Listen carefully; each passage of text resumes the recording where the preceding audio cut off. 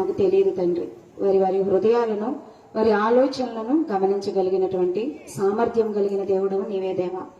వారి హృదయాలు నాయన లోకం వైపుకు వెళ్ళిపోకుండా విత్తబడుతున్నటువంటి మీ మాటల వైపు నాయన నాడు లుదియా అలాగే కనిపెట్టింది కాబట్టి తండ్రి, హృదయాన్ని తెరిచి నీ మాటలు ఉన్నది దేవా. దాని ఫలితం తన కుటుంబాన్ని రక్షించుకుంది. అలాగే తండ్రి, మరి ఇక్కడ కూడుకుని ఉన్నటువంటి ప్రతి ఒక్కరూ కూడా వ్యర్థమైన ఆలోచనలతో వాళ్ళ హృదయాలను నింపుకోకుండా నాయన జీవం కలిగిన మీ వాక్కులలో ఉన్నటువంటి సత్యాన్ని గ్రహించేటట్టుగా తండ్రి, వారి హృదయాలను ఇక్కడ ప్రతిష్ఠింప చేయమని ప్రాధేయపడుతూ నాయన చెప్పబోతున్నటువంటి నాకు దీనురాలను, యోగ్యత లేనటువంటి నన్ను నాయన మీరు నిలవబెట్టిన విధానాన్ని బట్టి మీకు కృతజ్ఞతాస్తుతులు చెల్లించుకుంటూ మీ దేన దాసురాలను జ్ఞాపకం చేసుకోమని, మీ మాటలకు కేవలము నేను స్వరమును మాత్రమే ఇవ్వగలను తప్ప నాయన వారి హృదయాలలోనికి చొప్పించేటట్టుగా నేను ఏమీ చేయలేను తండ్రి. అది కేవలము మీరు మాత్రమే చేయగలరు, మీ ఆత్మ మాత్రమే చేయగలదు తండ్రి. ఆ ఆత్మను చెబుతున్న నాకును వింటున్నటువంటి మీ పిల్లలకి కూడా నాయన నిండుగా దయచేయమని ప్రాధేయపడుతూ మీ కుమారుడు రక్షకుడు అయిన క్రీస్తు యేసు పరిశుద్ధ నామముని ప్రార్థన మనవులు అడిగి వేడుకుంటున్నాము కన్న తండ్రి, ఆమేన్. మరొకసారి కూడి వచ్చిన సంఘంకు, కూడి వచ్చినటువంటి ప్రతి ఒక్కరికి కూడా నా హృదయపూర్వకమైన వందనాలు తెలియజేసుకుంటూ, అలాగే నాకు అవకాశం ఇచ్చినటువంటి సంఘ కాపరిగా ఉన్న తమ్ముడికి, సంఘస్థులుగా ఉన్న సంఘ పెద్దలకు, ప్రతి ఒక్కరికి కూడా మరొక్కసారి నా వందనాలు తెలియజేస్తూ వాక్యాన్ని ధ్యానించుకోబోయే ముందు అందరూ బాగున్నారండి? ఏం బాగోవడమండి, ఏదో ఒక గంట మాట్లాడి వెళ్ళిపోతారు. బాగలేదు అని చెప్తే మీరు ఏం చేస్తారు మమ్మల్ని? అంతేనా? ఇప్పుడు నేనైనా మీతో నేను బాగలేదు అని అంటే నా సమస్యను మీరు ఏమన్నా పరిష్కరిస్తారా? ఎవరి సమస్యని ఎవరు పరిష్కరించలేం. ముందు విన్నాం కదా చెల్లి చెప్పిన వాక్య సందేశం ద్వారా. ఏం విన్నాం? ఎవరి సమస్యను ఎవ్వరూ పరిష్కరించేటంత సామర్థ్యం కలిగిన వారు ఎవ్వరూ లేరు. ఎవరు దానిని చక్కబెట్టగలరు? ఎవరు అంతటి సామర్థ్యులు అని బైబిలు ఎరిగిన మనం ఎవరి గురించి మనం చెప్పగలం? కంఠోపాఠంగా ముక్త కంఠంతో ఏకస్వరంతో మనం చెప్పే మాట ఏంటి అంటే దేవుడే చేయగలడు కదా.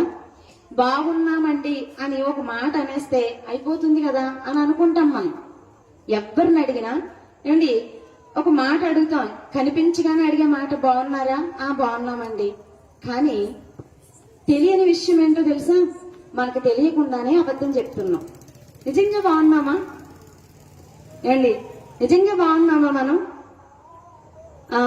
భౌతికంగా ఒకవేళ ఏ అనారోగ్య పరిస్థితి లేకపోతే బాగున్నట్టే. అది కాదు కదా బాగంటే. ఇవాళ ఎలాంటి పరిస్థితుల్లో క్రైస్తవేతరులు గాని, క్రైస్తవులు సంఘంలో ఉన్న మనం గాని ఎలాంటి పరిస్థితుల్లో మనం ఉన్నాము అని అంటే, బంతి మీద మనం విందులు చేస్తూ ఉంటాం కదా, ప్లాస్టిక్ ఉంటాయి కదా, యూజ్ అండ్ త్రో. ప్లాస్టిక్ ఏముంటాయి? గ్లాసులు ఉంటాయి, ప్లేట్స్ ఉంటాయి. ఇలా మనం వాడే ప్రతిదీ కూడా ప్లాస్టిక్ అది కదా. ఇవాళ మనిషి నవ్వులో కూడా ఏం కనిపిస్తుందో తెలుసా? ప్లాస్టిక్ నవ్వులు అయిపోయాయండి. హృదయపూర్వకంగా, హార్ట్ఫుల్ గా నేను నవ్వుకోగలుగుతున్నానన్న వ్యక్తిని చూపించండి. నేను అదే చెప్తున్నా.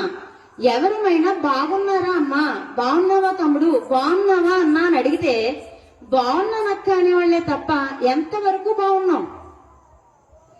గుండెల మీద చేయి వేసుకుని మనల్ని మనమే ప్రశ్నించుకుంటే మాట అబద్ధమా నిజమా? అబద్ధం. అదేంటండి బాగానే ఉన్నాగా. ఎలా బాగాలేదో నేను మీకు లేఖనాలను బట్టి చూపిస్తానండి.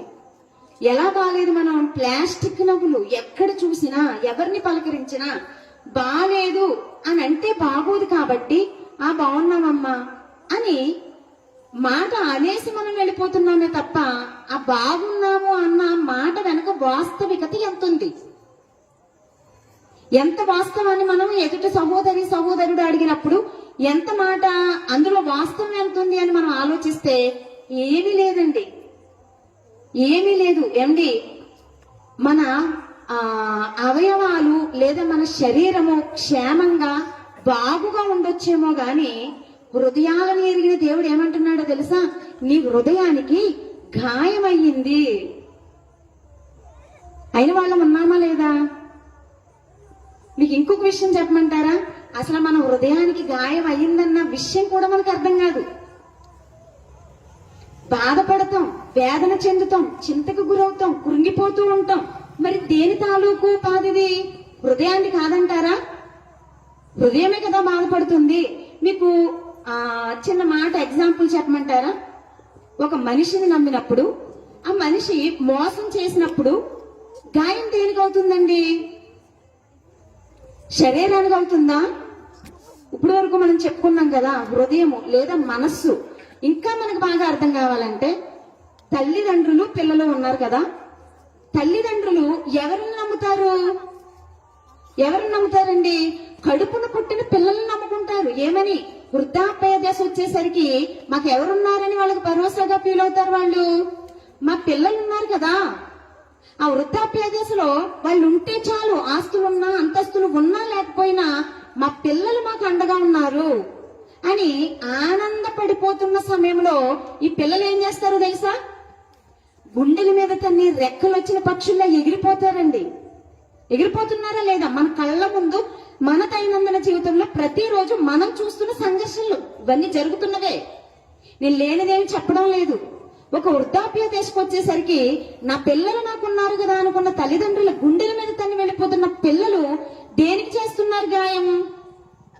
హృదయానికి, మనసుకు గాయం చేస్తున్నారు. అలాగే పిల్లలు కూడా తల్లిదండ్రుల నుంచి ఎక్స్పెక్ట్ చేస్తున్నారు. ఏమని? నా తల్లి ఉంది, నా తండ్రి ఉన్నాడు, వాళ్ళు ఉంటే చాలు, నాకు ఆస్తులొద్దు, అంతస్తులొద్దు అనుకున్న ఈ తల్లిదండ్రులు కూడా ఏం చేస్తారంటే, నలుగురు పిల్లలుంటే నలుగురిని ఒకలా చూడరు, ఒకరినొకలా చూస్తూ వీళ్లలో పక్షపాత ధోరణి కనిపిస్తున్న పిల్లల మనసు ఏమైపోతుంది? గాయం అవుతుందా లేదా? అన్నను ఒకలా చూస్తుంది, నన్ను ఒకలా చూస్తుంది, అక్కను ఒకలా చూస్తుంది, నన్ను ఒకలా చూస్తుంది. ఏంటి నా తల్లిదండ్రుల యొక్క ఆ విధి విధానం ఏంటి? నలుగురిని ఒకలా ఎందుకు ప్రేమించలేకపోతున్నారన్న ఆ లోతులోనికి కన్న పిల్లలు వెళ్ళినప్పుడు ఈ తల్లిదండ్రుల వల్ల పిల్లల మనసుకు అవుతున్నది ఏంటి? గాయం. గాయమండి. గుండెల మీద తన్నేసి వెళ్ళిపోతున్న పిల్లల్ని చూస్తుంటే తల్లిదండ్రులకు గాయం అవుతుంది. అదే తల్లిదండ్రులు నమ్మి మేము బ్రతుకుతున్నాం, ఆ తల్లిదండ్రులే మా మీద పక్షపాతం చూపిస్తున్నారు అని వాళ్ళు ఎలా తీసుకుంటున్నారు? ఆ పక్షపాత ధోరణిని బట్టి మీతో మేము ఉండలేమో అని విడిచి వెళ్ళిపోతున్నటువంటి తల్లిదండ్రులు, పిల్లలు అండి. ఇలాంటి గాయాలతో ఇక్కడ ఉన్నవారు అందరము లేమా? తల్లిదండ్రులే కాదు, మీరు అక్కడ ఏ బంధాన్ని పెట్టుకోండి, ఏమండి, మోసం చేశాడు అనగానే మనకు గుర్తొచ్చే మొట్టమొదటి బంధం ఏంటి అంటే, యవ్వన కాలంలో ఉన్న ప్రియసి ప్రియులు అనుకుంటాం. మనం ప్రియసి ప్రియులే అనుకుంటాం. కానీ బంధాల మధ్యన అన్న చెల్లికి చేసిన, చెల్లి అన్నకు చేసిన, తోబుట్టువులు ఒకరికొకరు ఏ బంధానికి మనం మోసం చేసినా అదేమవుతుంది? శరీరానికి అయ్యే గాయం కాదండి, అది మనసుకు తగిలే ఆ దెబ్బ. మన పెద్దవాళ్ళు అంటూ ఉంటారు కదా, శరీరానికైనా ఈ గాయానికి మందులేస్తే తగ్గిపోతుందిరా. వాడు ఎక్కడ కొట్టాడో తెలుసా? నా మనసు మీద కొట్టాడు. ఇది నేను చచ్చే వరకు మర్చిపోలేను. ఏమైంది ఆ హృదయానికి అంటే, మానని గాయమైపోయింది. ఏమండి, ఇలా బంధాల మధ్యన మోసాలతో మిగిలిపోతున్నటువంటి గాయాలు, మరణం చేసే గాయాలు, రోగాలు చేసే గాయాలు, ఎన్ని గాయాలో చూసిన దేవుడు ఏమని పిలుపునిస్తున్నాడో తెలుసా మనకి? ఏమండి, బైబిల్ దేవుడిస్తున్నటువంటి పిలుపు మనకు అర్థమైతే, ఒకవేళ బైబిల్ దేవుని నమ్మని వ్యక్తులు ఎవరైనా ఇక్కడ ఉంటే, ఎన్నాళ్ళ నుంచి ఈయన గురించి మేము ఎందుకు తెలుసుకోలేకపోయాం, ఎన్నాళ్ళు ఎంత మంచి దేవుణ్ణి మేము ఎందుకు కనుగొనలేకపోయాం అని ఖచ్చితంగా బాధపడతామండి. చూడండి, ఒక్కసారి కీర్తనల గ్రంథము ఆయన ఇచ్చే పిలుపు ఏంటి? మన హృదయము గాయాలతో ఉంది. శారీరక గాయాల గురించి కాసేపు పక్కన పెడితే జరుగుతున్నటువంటి మోసాలు, జరుగుతున్నటువంటి కుట్రలు, కుతంత్రాలు, మన కుటుంబీకులే మన మీద చేస్తున్నటువంటి దౌర్జన్యాలను బట్టి ఏమైపోతుంది మన మనసు అంటే, మానని గాయంగా మారిపోతున్నాయి. ఆ గాయమైన వారికి ఆయన ఇస్తున్న పిలుపు చూడండి ఏమంటున్నాడు. 147వ అధ్యాయము 3వ వచనం చూడండి, ఎంత చక్కని పిలుపును మనకిస్తున్నాడు ఆయన. గుండె చెదిరిన వారిని ఆయన బాగు బాగు చేయువాడు, వారి గాయములను కట్టేవాడు. ఏమనిస్తున్నాడంట? గుండె చెదిరిపోయి ఉన్నావా? గుండె చెదిరిపోయి ఉన్నావా? నీ మనస్సు చెదిరిపోయి ఉన్నావా? అయితే ఏం చెయ్యి, నా దగ్గరికి రా, నేనేం చేస్తానా గాయాన్ని కడతాను. ఏమండి, హార్ట్ అటాకో హార్ట్ కి స్టంటులు పడితేనో పిలుపునివ్వడం లేదైనా. ఇప్పటి వరకు మనం బంధాల మధ్యన జరిగిన మోసాల గురించి మాట్లాడుకున్నాం కదా. అలాంటి మోసానికి గురైన నీ మనసు గాయపడిందా? అయితే నువ్వేం చెయ్యి, నా దగ్గరికి రా, నేనేం చేస్తానో తెలుసా? ఆ గాయానికి మందు వేసి కట్టు కడతాను. నేను ఆ గాయానికి నేను మందు వేసి కట్టు కడతాను. నుండి ఎహెజ్కేలు గ్రంథం చూడండి ఒకసారి ఏమంటున్నాడు. ఎహెజ్కేలు గ్రంథము 34వ అధ్యాయము. ఎహెజ్కేలు గ్రంథము 34వ అధ్యాయము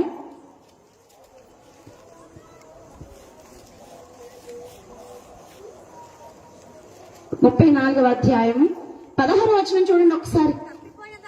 తప్పిపోయిన దానిని నేను వెతుకుతాను, తోలివేసిన దానిని మరలా తోలుకుని వస్తాను, గాయపడిన దానిని కట్టుకడతాను, దుర్బలముగా ఉన్న దానిని బలపరుస్తాను. అయితే బలము గల వాటికి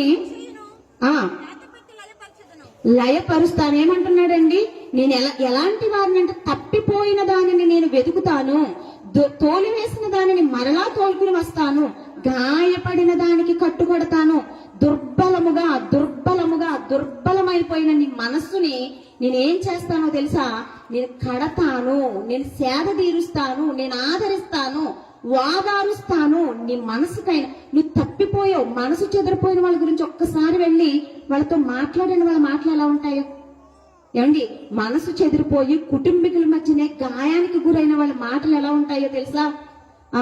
ఇక చావు తప్ప నాకు వేరే మార్గం కనిపించడం లేదు. విన్నామా ఇలాంటి మాటలు? వాడు ఎంతటి మోసం చేశాడు, కన్న బిడ్డ అనుకున్నాను, కన్న తల్లిదండ్రులు అనుకున్నాను, తోబుట్టు అనుకున్నాను, అక్క అనుకున్నాను, చెల్లనుకున్నాను. అలాంటి వారి వలనైన ఈ గాయాన్ని బట్టి నేనేమైపోయాను?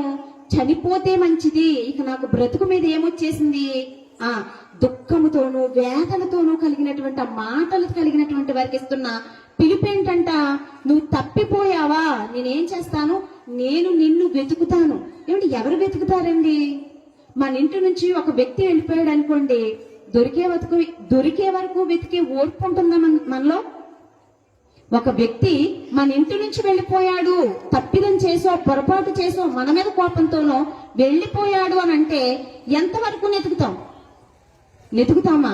ఎక్కడ ఒకవేళ కనిపించడనుకోండి, ఇక అక్కడ ఏదో ఎక్కడో కనిపించిన దగ్గర ఏదో అయిపోయాడు, ఇక అతని గురించి నెతకడం అనవసరమని సహనం కోల్పోయి ఆ వ్యక్తి గురించి మరిచిపోయే ప్రయత్నాలు చేస్తాం తప్ప దొరికేంత వరకు మనం వెతుకుతామంటే వెతకం. ఏం చెప్తున్నాడు దేవుడు? తప్పిపోయిన దానిని నేను వెతుకుతాను, తోలివేసిన దానిని మరలా తోలుకుని వచ్చి గాయపడిన దానిని కట్టుకడతాను, అసాధ్యమైపోయిన నీ బ్రతుకును మరలా నేను చిగురింప చేస్తాను. దుర్బలమైపోయింది నీ బ్రతుకు, ఆ బ్రతుకును ఏం చేస్తాను? చిగురింప చేస్తాను. ఏమంటే బైబిల్ దేవుడి దగ్గరికి వస్తే, ఏమండి మన ఇంటి వారు గాని, మన తోబుట్టువులు గాని, మన తల్లిదండ్రులు గాని, లేదా మన కన్న బిడ్డలు కాని, ఎవ్వని గొప్ప పిలుపు ఏంటి అంటే, నేను నీకున్నాను, నీ గాయం ఏదైనా, ఏ సందర్భంలో గాయమైనా కట్టడానికి నేనున్నాను, నువ్వేం చెయ్యి? నా దగ్గరికి రా. ఆయన ఇస్తున్న పిలుపండి. ఎంతమందికి అర్థమవుతుంది దీనిలో ఉన్న లోతు? ఎవరి దగ్గరికి వెళ్తామో తెలుసా? ఏమండి, మన స్నేహితులుగా లేదా మన బంధువులుగా ఉన్న వారి దగ్గరికి ఒకసారి 2 సార్లు లేదా 10 సార్లు ఫోన్ చేస్తే ఎన్నిసార్లు చేస్తారు? మన బాధను చెప్పుకోవడం కొరకు. చాలా మందికి అనుభవం ఉంటుంది. ఫోన్ ని అవాయిడ్ చేస్తారండి. నువ్వు పదే నీ బాధ గురించి, నీ జీవితం గురించి ఫోన్ చేసి వాళ్ళతో నీ బాధను పంచుకుందామని అనుకున్నప్పుడు గట్టిగా తీస్తే ఒక 10 సార్లు, నాకు తెలిసి 10 సార్లు కూడా తీయరు. ఎందుకో తెలుసా? మనమున్న పరిస్థితిని బట్టి ఏమడుగుతామోనని భయం. ఫోను కట్ చేయడమో, లేదా ఫోన్ తీసినా నేను బిజీగా ఉన్నాను లేదా బయట ఉన్నాను అవాయిడ్ చేస్తారండి. మనల్ని రిజెక్ట్ చేస్తారు, మనల్ని పట్టించుకోరు. అలాంటప్పుడు మన హృదయం మరింత బాధకు గురైపోతుంది తెలుసా. ఎవరికి చెప్పుకోను, నా బాధ ఎవరికి వెళ్ళబుచ్చుకోను. కానీ బైబిల్ దేవుని దగ్గరికి మనం వెళ్ళక ముందు ఆయన ఇస్తున్న పిలుపు ఏంటో తెలుసా. రండి నా దగ్గరికి, నేనేం చేస్తాను, మీ హృదయానికి అయినటువంటి గాయాన్ని నేను కడతాను. ఏమండి, అలాగే వెళ్ళిన వాళ్ళు ఏం పొందుకున్నారో చూద్దాం ఈ రోజు రాత్రి. మీకు ఇంకొక విషయం చెప్పమంటారా. ఏమండి, వెళ్ళాం కదా, గాయం గాయం గాయం అని అంటున్నాం కదా. ఇప్పుడు ఇదే గుండె జబ్బుకు గురైతే వైద్యుల దగ్గరికి వెళితే ఎంత పెట్టుబడి అవుతుంది? పెట్టుబడి పెట్టాలా లేదా? హార్ట్కు ఊరికే సర్జరీ చేసేస్తారా? ఏం పెట్టుబడి పెట్టాలి మరి? ఎంత గొప్ప పిలుపునిస్తున్నాడు కదా ఈయన దగ్గర మనం పెట్టే పెట్టుబడి ఏంటి? మేమేం పెట్టుబడి పెట్టగలమండి? రెక్కాడితే తప్ప డొక్కాడలేని పరిస్థితులు మావి, అవునా కదా. తెల్లవారితే కూలి పనికి వెళ్ళకపోతే మన బ్రతుకులను వెళ్ళపుచ్చుకోలేని పరిస్థితులు మనవి. మరి పెట్టుబడి ఏం పెడతాం? ఈయన చేసేది శరీరానికి కాదు, మరి దేనికి చేస్తానంటున్నాడు? కనిపించని నీ మనోవేదనకు. మనోవ్యాధికి మందు ఉందా? ప్రపంచంలో మీరు నలుదిక్కుల దగ్గరికి ఏ మూలకెళ్ళినా ఒక్కటే చెప్తారు, నీవు మనోవేకులం చేత చింతకు గురవుతున్నావు కాబట్టి నేను శరీరానికి వైద్యాన్ని చేయగలనే తప్ప నీ మనసుకు నేను వైద్యాన్ని చేయలేను. నేను వేసిన ఈ మందు నీకు పని చేయాలంటే నీ ఆలోచన విధానాన్ని మార్చుకో.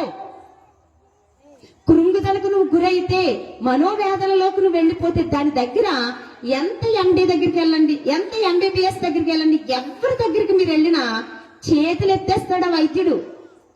ఏమి లేదని నీ మనసుకైన గాయానికి నా దగ్గర మందు లేదు. నువ్వు కోట్లు కుమ్మరించినా నేను చెయ్యలేనా పని. నువ్వు రూపాయి కూడా పెట్టుబడి పెట్టకుండా బైబిల్ దేవుడిస్తున్న పిలిపేంటో తెలుసా. రా నా దగ్గరికి, నేనేం చేస్తాను. ఏమండి, ఆయన దగ్గరికి వచ్చి పెట్టుబడి ఏంటో తెలుసా. కేవలము నమ్మమంటాడండి ఆయన్ని. కేవలము నన్ను నమ్ము. ఏమండి, నమ్మడం అంటే ఎలా నమ్మాలి ఆయన్ని? మనకి అర్థం కావడానికి భార్య భర్తలు ఉన్నారు, ఇద్దరు భార్య భర్తల మధ్యన ఎలాంటి నమ్మకం ఉంటే సంసారం సవ్యంగా చక్కగా ముందుకు వెళ్ళిపోతుంది? మనకు చెప్పవసరం లేదు. స్నేహితులు ఉన్నారు, వాళ్ళిద్దరూ పార్ట్నర్స్ కింద ఒక వ్యాపారం కానీ ఒక బిజినెస్ కానీ స్టార్ట్ చేస్తే ఏ నమ్మకం ఉంటే ఏ గొడవలు లేకుండా వాళ్ళ ముందుకు వెళ్ళిపోగలరు? ఎంతకంటే గొప్ప నమ్మకాన్ని దేవుడి దగ్గర మనం పెట్టుబడిగా పెట్టినప్పుడే ఏం చూడగలమో తెలుసా. ఆయన మహిమను చూడగలం సంగమా. ఆయన మహిమను చూడగలం.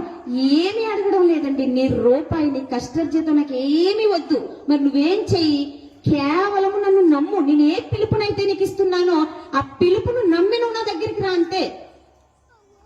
చూద్దాం అలా వెళ్ళిన వాళ్ళు ఎలాంటి పరిస్థితులు, భౌతికంగా శరీరానికైన గాయాలు గాని మనసుకు తగిలిన గాయాలు గాని ఎలా వాళ్ళు ప్రభువుని దర్శించి ఎలా వాళ్ళు ఉపశమనాన్ని పొందుకున్నారు, లేదా ఓదార్పును పొందుకున్నారు, ఆదరించబడ్డారో కొన్ని జీవితాల గురించి మనం చూద్దామండి. చూడండి ఒక్కసారి మార్కు సువార్తకి రండి.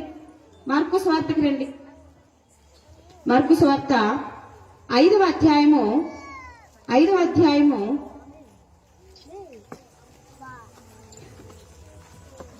12వ వచనం చూడండి ఒక్కసారి. మార్కు సువార్త 5వ అధ్యాయము మార్కు సువార్త 5వ అధ్యాయము 25వ వచనం. 12 ఏళ్ల నుండి రక్తస్రావ రోగము కలిగిన ఒక స్త్రీ ఉండిను. ఆమె అనేక వైద్యుల చేత ఎన్నో తిప్పలు పడి తమకు కలిగినదంతయు వ్యయము చేసుకుని ఎంత మాత్రమునో ప్రయోజనము లేక మరింత సంకటపడెను. ఆమె యేసును గూర్చి విని, నేను ఆయన వస్త్రము మాత్రము ముట్టినా బాగుపడుదుననుకునేను. ఎవరంటే ఈమె రక్తస్రావం కలిగినటువంటి ఒక స్త్రీ. ఎన్ని సంవత్సరాల నుంచి బాధపడుతుంది? 12 సంవత్సరాల నుంచి బాధపడుతుందంట. ఈ 12 సంవత్సరాల బాధ యేసు గురించి వినిన తర్వాత 34వ వచనం చూడండి ఏమంటున్నాడు ఆయన. అందుకైనా కుమారి, నీ విశ్వాసము నిన్ను స్వస్థపరిచెను, సమాధానము గల దానవై పొమ్ము, నీ బాధ నివారణయై నీకు స్వస్థత కలుగుగాక అని ఆమెతో చెప్పెను. ఏమంటే అప్పటి వరకు ఏమి లేదు ఆమె జీవితంలో, సమాధానం లేదు, శాంతి లేదు, స్వస్థత లేదు. ఇంకొక విషయం చెప్పమంటారా, ఈమె ఏదైతే 12 సంవత్సరాల నుంచి బాధపడుతుందో, ఈ 12 సంవత్సరాల రక్తస్రావం కలిగినటువంటి ఆమె దేని క్రింద ఉంది అంటే ధర్మశాస్త్రం క్రింద ఉంది. ధర్మశాస్త్ర నియమాన్ని బట్టి ఈమె నిజం ప్రతి నెల వచ్చే నెలసరిని బట్టే ధర్మశాస్త్ర నియమం ఏం చెప్పింది అంటే, లేవ్యాకాండము 15వ అధ్యాయం మీరు ఖాళీ ఉన్న సమయంలో చదువుకోండి. అక్కడ స్త్రీ ధర్మాన్ని బట్టి మోషేకిచ్చిన ధర్మశాస్త్రంలో ఎలాంటి నియమాన్ని దేవుడు పెట్టాడు. 7 రోజుల పాటు ఎలా ఉండాలమే, కుటుంబంతో ఉండకూడదు, సమాజంతో ఉండకూడదు, సంఘముతో ఉండకూడదు. 7 రోజుల పాటు ఆమె గాలి కూడా ఎవరికి సోకనంత దూరంగా ఉండాలామె.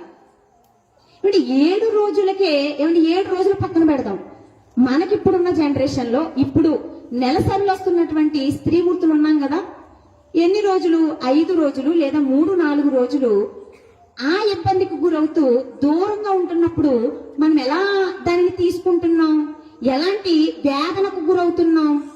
వ్యాధి శారీరకంగా ఒకవైపు ఈమె బాధపడుతుంటే 12 సంవత్సరాలు 7 రోజులకే దేవుడు ఆ విధినిచ్చేశాడు కదా, 7 రోజులకే దూరంగా ఉండాలన్న విధిని ఒకటి ఇచ్చేశాడు కదా. 7 రోజులకే ఆమె ఆ స్త్రీకి ఇచ్చిన ధర్మాన్ని బట్టి 7 రోజులకే వాళ్ళు ఇబ్బంది పడుతుంటే ఈమె ఎన్ని సంవత్సరాల నుంచి రక్తస్రావంతో బాధపడుతుందన్నాడు? 12 సంవత్సరాల నుంచి బాధపడుతుంది. అంటే కుటుంబం ఉందా ఆమెతో, సమాజం ఉందా ఆమెతో, సంఘం ఉందా ఆమెతో, దేవుణ్ణి మనస్ఫూర్తిగా ఆరాధించుకోలేని దౌర్భాగ్యమైన స్థితిలో బ్రతుకుతుందండి. సంఘంలోకి రాణిస్తుందా సంఘం? అప్పుడున్న సంఘం దౌర్భాగ్యమైన భర్త లేకుండా, పిల్లలు లేకుండా, సమాజంతో సంబంధం లేకుండా సంఘంలోకి వచ్చి హృదయపూర్వకంగా దేవుని కూడా ఆరాధించుకోలేని ఒక దౌర్భాగ్యమైన స్థితిని స్త్రీ అనుభవిస్తుంది. అంటే గాయం దేనికవుతుందో ఆలోచించండి ఒకసారి. దేనికవుతుంది గాయం? శారీరక రోగాన్ని బట్టి మనసు ఎంత నలిగిపోతుందండి ఆ స్త్రీమూర్తికి. ఎవరికి చెప్పుకుంటుంది? భర్తగా రావడానికి లేదే, పిల్లలకా తాకడానికి లేదే, సమాజమా నిన్ను తాకితే సాయంత్రం వరకు మేము బయట ఉండాలి, రాకు మా ఇంటికి. ఎవరు రాణిస్తున్నారు ఆమెను? ఎవరు చూస్తున్నారు ఆమె మనోవేదనను? ఏమండి, శారీరకంగా తిప్పలు పడి ఆస్తంతా కరిగిపోయిందంట. అనేక మంది వైద్యుల చుట్టూ తిరిగిందంట. ఎంత అలసిపోయిందో మనకు అర్థం కావాలి, ఎంత మనోవేదనకు గురయ్యిందో మనకు అర్థం కావాలి. సమాజంతో సంబంధం లేకుండా, భర్త పిల్లలతో సంబంధం లేకుండా, సంఘంలో దేవుడితో సంబంధం లేకుండా, వ్యక్తిగతంగా దేవునికి ఆరాధించుకుంటూ సమాజంలో లేకుండానే ఎలాంటి మనోవేదనకు గురైపోతుంది ఒక స్త్రీమూర్తిగా. ఆ బాధ ఏంటో అర్థమైతే ఆమె స్థితి ఏంటో మనకు అర్థం కావాలండి. 5-4 రోజులకే మనం ఆ విషయంలో మానసికంగా కృంగిపోతున్నామా లేదా? ఆకలి ఉండదు, నిద్ర ఉండదు, సరిగ్గా పని చేసుకోలేం. ఆ రోజు, ఆ 4 రోజులు ఎవరైనా వస్తే బాగుండు, ఎవరైనా చేస్తే బాగుండు అనిపిస్తుందా లేదా మనకి? కానీ 12 సంవత్సరాల పాటు ఆ వ్యాధితో బాధపడమే కాకుండా ఎవరితోనూ ఎలాంటి సంబంధము లేకుండా ఆ స్త్రీమూర్తి బ్రతుకుతుంది. అంటే ఆమె హృదయంలో ఎలాంటి వేదన. నిజంగా నేను అనుకున్నానండి, అప్పుడప్పుడు చచ్చిపోవాలని కూడా ట్రై చేసి ఉండాలి ఈమె. ఎందుకు? ఆస్తంతా అయిపోయింది కదా, బాధ చూస్తే తగ్గడం లేదు, వేదన చూస్తే పెరిగిపోతుంది. ఎవరున్నారు నాకు? భర్త, పిల్లల, సంఘమా, సమాజమా? ఏది? ఏ ప్రశ్నకు ఆమె దగ్గర జవాబు ఉంది? ఇలాంటి పరిస్థితుల్లో ఒక ఆమెంట ఎవరి గురించి విన్నదంట? యేసుక్రీస్తు గురించి విన్నదంట. యేసుక్రీస్తు గురించి విన్నది. నిజంగా అప్పుడప్పుడు ఆమెను పలకరించినప్పుడు, నేను మిమ్మల్ని ఎలా పలకరించాను, బాగున్నావా అమ్మ అంటే హార్ట్ఫుల్ గా నవ్వుతుందంటారా? నేను అందుకే అన్నా, మనం ఇప్పుడు బాగున్నాము అని అంటే ప్లాస్టిక్ నవ్వులు తప్ప హృదయపూర్వకంగా నవ్వే నవ్వులు కరువైపోయాయండి. హృదయపూర్వకంగా నవ్వుకునే సందర్భాలు లేవు. ఇలా సమాజంగానో లేదా సంఘంగానో కూడుకుంటే నవ్వుకుంటున్నాం. ఒంటరిగా ఉంటే ఏమవుతున్నాయి మన బ్రతుకులు? ఏడుపులు. పెద్దవాళ్ళు అంటారు కదా, నలుగురితో ఉంటే నవ్వు, ఒంటరిగా ఉంటే ఏడుపు. ఉన్నాయా లేవా మన మధ్యన ఎలాంటి బ్రతుకులు? ఉన్నాయండి. ఈమె జీవితంలో అలాంటి నిద్ర లేని రోజులేని చూసిందో, తిండి లేని రోజులేని చూసిందో, బాధను పంచుకునే వాళ్ళు లేక ఎంత సతమతమైపోయి చావే నాకు పరిష్కారం అనుకుని ఎన్ని రోజులు చింతపడిందో కదా. కానీ అలాంటి ఆమె అంటే ఎవరి గురించి విన్నదంట? యేసుక్రీస్తు గురించి విన్నదంట. ఏమండి, మరి ధర్మశాస్త్రంలో నియమాన్ని పెట్టాడుగా, ఇటు మనుషులే ముట్టుకోకూడదంటే దేవుణ్ణి ముట్టుకునే సాహసం ఎలా చేసింది? ఈ విషయంలో కూడా మీకు చిన్న క్లారిటీ ఇవ్వాలనుకుంటున్నానండి. అదేంటి అంటే, చాలా మంది ఈ స్త్రీ ధర్మంలోకి వచ్చాక బైబిల్ చదవచ్చా, చర్చికి వెళ్ళొచ్చా? ఏమండి, ధర్మశాస్త్రంలో పెట్టిన నియమం శిలువ మరణంతో కొట్టివేశాడు. అందుకే ఆయన శరీరధారిగా ఉన్న దినాలలో ఆ బాధతో బాధపడుతున్నటువంటి ఈ స్త్రీ ఏ ధైర్యంతో ఆయన తాకింది? మనుషులనే ముట్టుకుంటే నువ్వు సాయంకాలం వరకు స్నానం చేసిన ఎక్కడ ఉండాలి? వాళ్ళు పాలెం వెలుపలే ఉండాలి, సమాజానికి వెలుపలే ఉండాలి వాళ్ళు. అలాంటి ఆమె, ఈ వాస్తవం తెలిసిన ఆమె ప్రభు అయిన యేసుక్రీస్తు వారిని ముట్టుకునే సాహసం చేసింది అని అంటే ఆయనకి తెలియదంటారా? నా వెనక ఒక రక్తస్రావం కలిగి 12 సంవత్సరాల నుంచి బాధపడుతున్న ఆమె నన్ను వెంబడిస్తుంది. భవిష్యత్తు తిరిగిన వాడు కదండి ఆయన, ఒళ్ళంతా కళ్ళు కలిగిన వాడు ఆయన. వెనక్కి చూస్తే మనకి వెనకాల ఎవరున్నారో తెలుస్తుంది, చూడకుండానే ఎవరున్నారో చెప్పగల సమర్థుడెవరు? మన ప్రభు. వెనకాల వస్తుందన్న విషయం తెలీదా? తాకుతుందన్న విషయం తెలీదా? మరి ఎందుకు ఆయన అడ్డుకోలేదు అని అంటే, ఈ అంటు ఆచారాలు అనేవి ఆయన దగ్గరకు వచ్చేసరికి కొట్టివేశాడు. సోదరిమణులకు కానీ సహోదరులకు కానీ నేను చెప్పేది ఏంటి అంటే, ఈ అంటు ఆచారాలను బట్టి ఆ 4-5 రోజులలో మనోవేదనకు గురవుతున్నటువంటి మీ ఇంటి స్త్రీమూర్తులను ఎలా చూస్తున్నాం మనం? దూరం పెట్టి ఏదో వేదన పంచుకోవడానికి వస్తే గాయాన్ని మిగిల్చే వారంగా మనం ఉంటున్నామా? ఈ నియమం ఇంకా ఎవరు విడిచిపెట్టలేదో తెలుసా అండి? పెద్దవాళ్ళు ఉంటారు కదా, అమ్మమ్మలు, నాన్నమ్మలు, చూడండి మునిమామలు, పెద్దవాళ్ళు ఉంటారు కదా, వాళ్ళకి ఎంత చెప్పినా వాక్యం వాళ్ళ బుర్రకెక్కదు. ఇలాంటి నియమాలు దేవుడు యేసుక్రీస్తు వారిని బట్టి కొట్టివేశాడు అని అంటే వాళ్ళకి అర్థం కాదు. ఎక్కడ పెడతారు? వాళ్ళు సిగ్గుపడుతున్నా సరే, అది వేదనకు గురవుతున్నా సరే, మీరు ఎక్కడ ఉండాలి? మేము నీకు ఒక చోటునిచ్చాం, అక్కడే ఉండు. కానీ యేసుక్రీస్తు వారి దగ్గరికి వచ్చేసరికి ఏం చూసింది? ఆయన కృపను చూసింది. ఆయన కృపను బట్టి ఏం చేశాడు? ఏమండి, ఆ గడియలోనే చూడండి ఎంత చక్కని మాటను రాయించాడు. 12 సంవత్సరాల నుంచి మనోవేదనతో, శారీరక బాధతో, వ్యాధితోనూ మనోవ్యాధితోనూ ఈమె బాధపడుతుంటే యేసు గురించి విన్నదంట. వెళ్ళి ఏం చేసిందంట? వస్త్రపు చెంగును ముట్టగానే చూడండి ఏమైందంట? బాగుపడెను. చూడండి ఒక్కసారి 33 చూడండి. అప్పుడు ఆ స్త్రీ తనకు జరిగినది ఎరిగి భయపడి వణుకుచూ వచ్చి ఆయన ఎదుట సాగిలపడి తన సంగతి అంతయో ఆయనతో చెప్పిన ఏమని? నాకు స్వస్థత కలిగింది.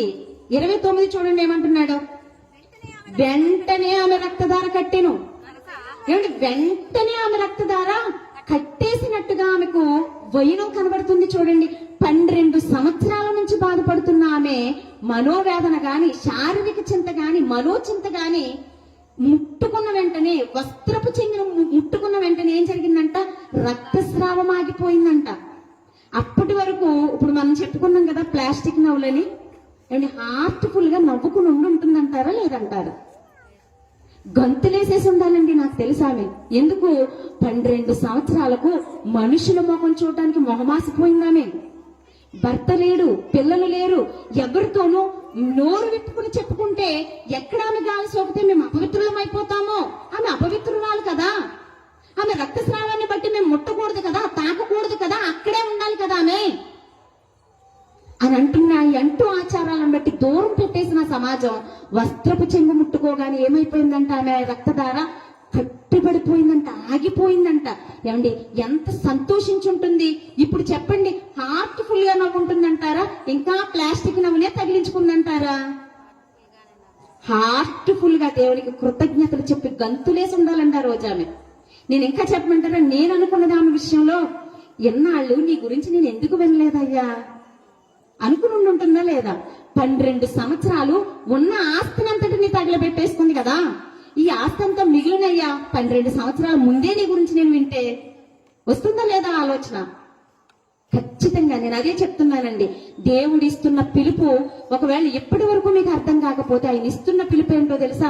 శారీరక రోగానికే కాదు, నీ మనోవ్యాధికి కూడా నేను మందునిస్తాను. లోకం మీద ఎవ్వరూ ఇవ్వని పిలుపండి. నువ్వు ఎన్ని కోట్లు పెట్టినా తీసేశాడు ఒక్క గడియలోనే ఆమె మనోవేదనను.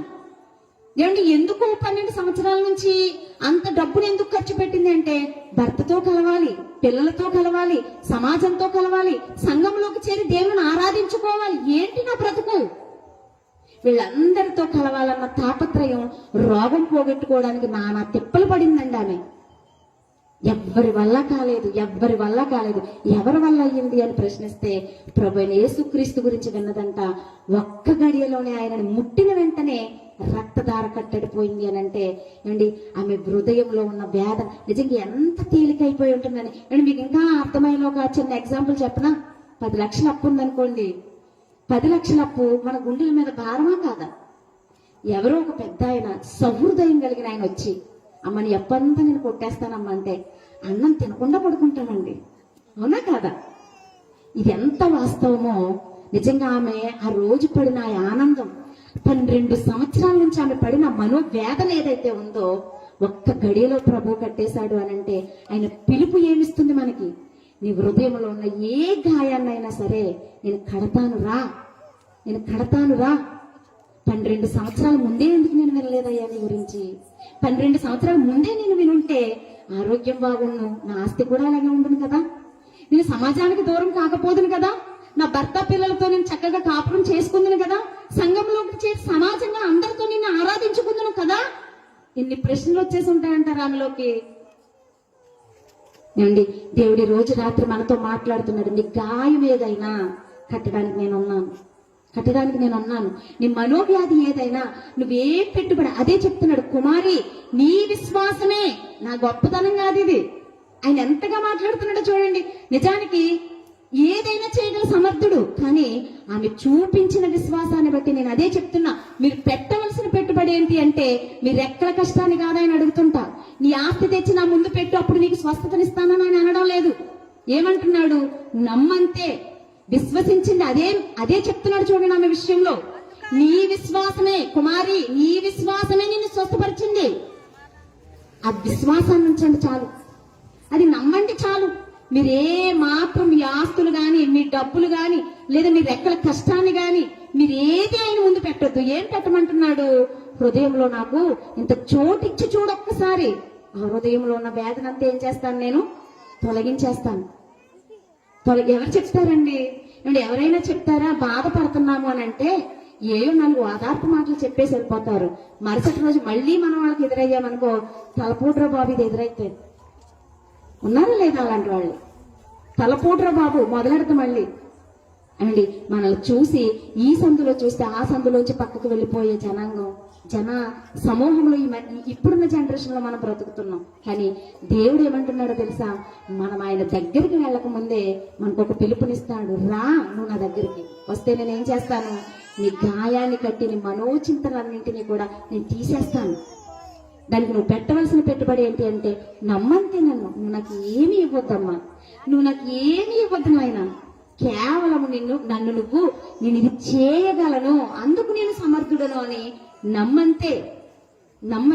మరొక సందర్భాన్ని చూద్దాం చూడండి. ఏండి ఈమె జీవితంలో దేని వలన గాయం కలిగింది? ఈమెకి రోగం వలన. మనం పైనున్న రోగాన్నే చూస్తున్నాం, కానీ ఈ రోగం ఆమె హృదయానికి గాయం చేసింది. ఎందుకు అంటే మనుషులతో సంబంధం లేని రోగం అది. మనుషులతో జ్వరం వచ్చినప్పుడు మన కుటుంబీకులతోనే ఉంటాంగా. ఇంకొక విషయం చెప్పమంటారా? కుష్టి వ్యాధి వస్తే ఏమైపోతాం? ఎప్పుడైనా ఆ విషయంలో భయపడతారు. ఆ వ్యాధి వచ్చిన వాళ్ళని కూడా ఏం చేసేవారో తెలుసా? పాలెం వెలుపలే పెట్టేవారు, పైగా పాపిగా పరిగణించేవారు. కుష్టి ఎందుకు వచ్చింది అని అంటే అప్పుడున్న యూదుల సమాజంలో ఏదైనా రోగం వస్తే ఎలా చూసేవారో తెలుసండి? వీడేదో పాపం చేశాడు అందుకే వీడికి రోగం వచ్చింది. అలా పరిగణించి రోగాన్ని బట్టి పాపాన్ని బట్టి కూడా చిన్న చూపు చూస్తూ హృదయానికి గాయాలు చేస్తూ వాళ్ళ మాటలతో వాళ్ళ చేష్టలతో కుళ్ళి చచ్చిపోయేలా ఉండేవారండి అప్పుడు.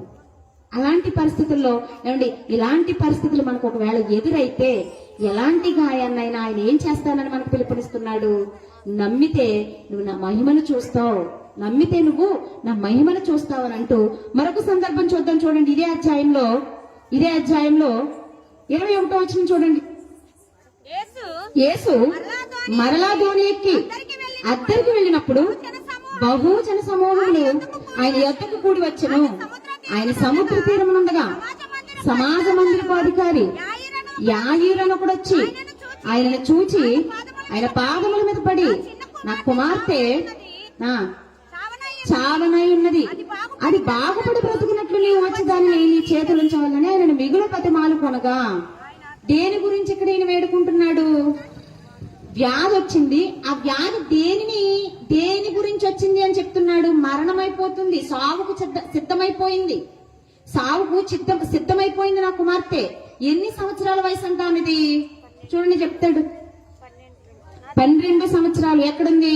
42 వచ్చిన ఇదే అధ్యాయంలో ఆమె 12 సంవత్సరముల ప్రాయము గలది. 12 సంవత్సరాల అమ్మాయి మరణానికి వెళ్ళిపోతుంది అంటే తల్లిదండ్రుల హృదయం ఎంత పరితపిస్తుంది.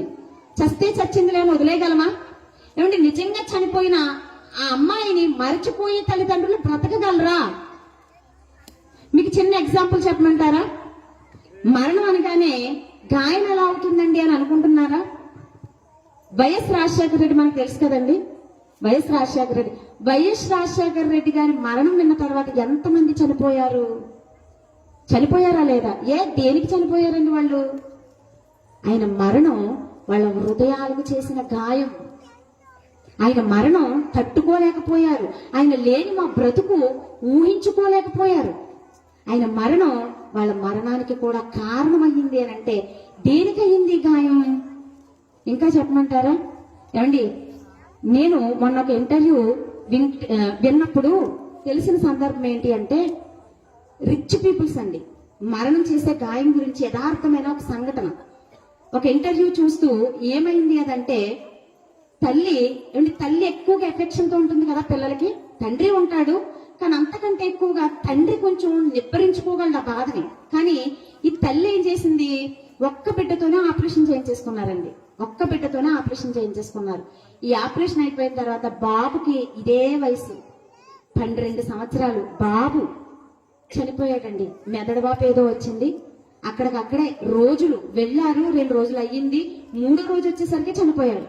చనిపోతే ఈ తల్లి ఏమైపోయిందో తెలుసా? 12 సంవత్సరాల ప్రాయం కలిగిన బాబు, లేక పుట్టిన బాబు, ఒక్క బాబుతోనే ఆపరేషన్ చేయించేసుకోవడం. తల్లి హృదయం తట్టుకోలేక బట్టలు చింపేసుకుని, జుట్టు పీకేసుకుని పిచ్చిదై రోడ్ల మీద తిరుగుతుంది. ఏమ్మా అంటే ఏమంటుందో తెలుసా? నా పిల్లోడు అక్కడ ఉన్నాడు, తీసుకురారా. నా పిల్లోడు హాస్పిటల్లో ఉండిపోయాడు, తీసుకురారా. ఆ పిల్లాడి ధ్యాసతో, ఊసుతో ఆమె హృదయం ఏమైపోయిందంటే మరచిపోలేనటువంటి ఆ స్థితిలోనికి వెళ్ళిపోయిన ఆమె హృదయం. శరీరం అంతా బాగుంది, మరి దేనికి అయ్యింది గాయం? హృదయానికైన గాయం. ఏమండి, ఎలాంటి స్థితికి ఆమెను తీసుకువెళ్ళిపోయింది అని అంటే, పిచ్చిదాన్ని చేసేసి ఆ మరణం, బాబు యొక్క మరణాన్ని తట్టుకోలేక హృదయానికైనా గాయం. నేను అనుకున్నానండి, ఇలాంటి వాళ్ళ దగ్గరికి యేసుప్రభు గురించి చెప్పడానికి వెళితే బాగుండు. ఏదో ఇతర దేశం, మన ప్రాంతం కూడా కాదు. టీవీలో ఇంటర్వ్యూ వస్తే చూసాను నేను. ఆమె మాట్లాడేది తెలుగు కూడా కాదు. వైద్యుల దగ్గరికి ఆమెను తీసుకువెళ్ళి అడిగితే వాళ్ళు చెప్పిన మాట ఏంటో తెలుసా? ఏమండి, శరీరానికి ఏదైనా అయితే మేము చేయగలం, కానీ ఆమె హృదయానికి తగిన దెబ్బ మేమేం చేయలేమండి. ఆమె రియలైజ్ అయి ఆమె ఓదార్చుకుని బయటికి రావాలి తప్ప ఆ ఆలోచనలో నుండి మేమేమీ చేయలేమని డాక్టర్లు చేతులెత్తేశారండి ఆమె స్థితి గురించి. నేను అదే చెప్తున్నా, మనోవ్యాధికి లోకం చేతులెత్తేస్తుంది మందులు లేవని.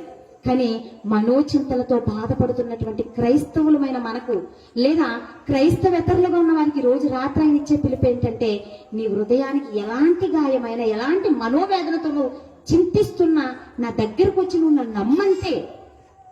ఏమండి, మరణం అయిపోతుంది అని, మరణానికి దగ్గరగా ఉందన్నాడు కదా. మరణించేసిన నా కుమార్తె చూడండి ఏమంటున్నాడు 36వ వచనంలో చూడండి ఏమంటున్నాడు? యేసు వారు చెప్పిన మాటలు లక్ష్య పెట్టగా 35 చూద్దాం. ఆయన ఇంకనూ మాట్లాడుచుండగా సమాజ మందిరపు అధికారి ఇంటిలో నుండి కొందరు వచ్చి, నీ కుమార్తె చనిపోయింది, నీవింకెందుకు బాధకుని శ్రమ పెడుతున్నావు? యేసు వారి మాటలు విని, లక్ష్య పెట్టకు, భయపడకు, నమ్మిక మాత్రముంచు. ఏం జరుగుతుంది నమ్మితే? చనిపోయిన నీ కుమార్తెను నేనేం చేస్తానో తెలుసా? లేవనెత్తుతాను. వాళ్ళ మాటలకు నువ్వు లక్ష్య పెట్టుకు, భయపడకు. నీ కుమార్తె ఎక్కడికి బాలేదు. నేనేం చేస్తాను? బ్రతికించి నీ చేతుల్లో పెడతాను. ఏమండి, ఆయన హృదయం ఆ కాసేపట్లోన మరణ వార్త వినగానే ఏ తండ్రి హృదయం అని ఎలా తల్లడిల్లిపోతుంది చెప్పండి? కుప్ప కూలిపోయి ఉంటాడు కదా అక్కడ. అందుకే అంటున్నాడు, నువ్వు భయపడకు, వాళ్ళ మాటను నువ్వు లక్ష్య పెట్టకు, నన్ను నమ్ము, నువ్వు నమ్మిక మాత్రం ఉంచు, నీ కుమార్తెని నేను ఏం చేస్తాను, బ్రతికించి నీ చేతుల్లో పెడతానండి. 12 సంవత్సరాలు ఆ పాల బుగ్గల పాప చనిపోయిందంటే తల్లిదండ్రుల హృదయం ఎంత తల్లడిల్లిపోతుందో, ఎంత మనోవేదనకు గురవుతుందో. ఆ పాపను మర్చిపోయి మేము ఎలా బ్రతకాలి అని ఆ క్షణంలో ఎన్ని ఆలోచనలు మైండ్లో రన్ అవుతూ ఉంటాయండి. ఎలా బ్రతకమమ్మా, ఎలా బ్రతకమమ్మా, నువ్వు లేని ఈ బ్రతుకు మేము ఊహించుకోలేం.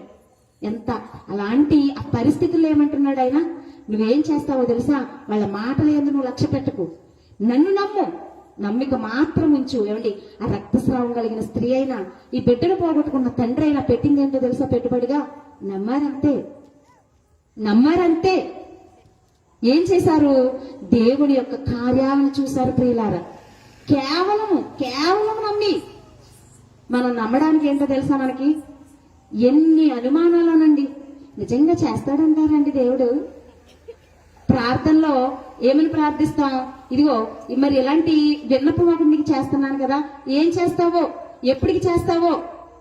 అపనమ్మకంతో కూడిన ప్రార్థనలు, అనుమానంతో కూడుకున్న మాటలు, ఏదైనా నువ్వు చేయగలవయ్యా, దానికి నువ్వు సమర్థుడు అని 100% నమ్మే క్రైస్తవులేవి. ఏమండి, నమ్మనటువంటి క్రైస్తవేతరులేవి. క్రైస్తవ్యంలో ఉన్న వాళ్ళకి కూడా అపనమ్మికే.